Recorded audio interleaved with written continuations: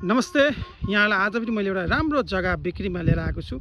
ठ्याक्कै अहिले हामी मोरङ जिल्लामा छौँ। मोरङ जिल्ला केराबारी गाउँपालिका वार्ड नम्बर 6 कालो पानी भन्ने ठाउँ हो यो। ठ्याक्कै यो यतापट्टि आउने बाटो म यहाँलाई थोरै देखाइदिउँ।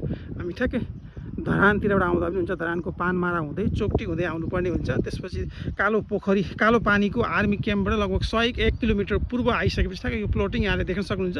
यही प्लोटिङमा जग्गा यहीँबाट सुरु छ, हेर्न सक्नुहुन्छ। यो देखेको सिमाना जग्गा हो, ठ्याक्कै पूर्व पश्चिम मोडा भएको जग्गा छ। 20 फिटको यो बाटो छ, हेर्न सक्नुहुन्छ। यता पनि यो बाटो छ, यतापट्टि यो ठ्याक्कै 1 कट्ठा जग्गा छ। 10 दूरका टुक्रा छन् यहाँहरूको लागि।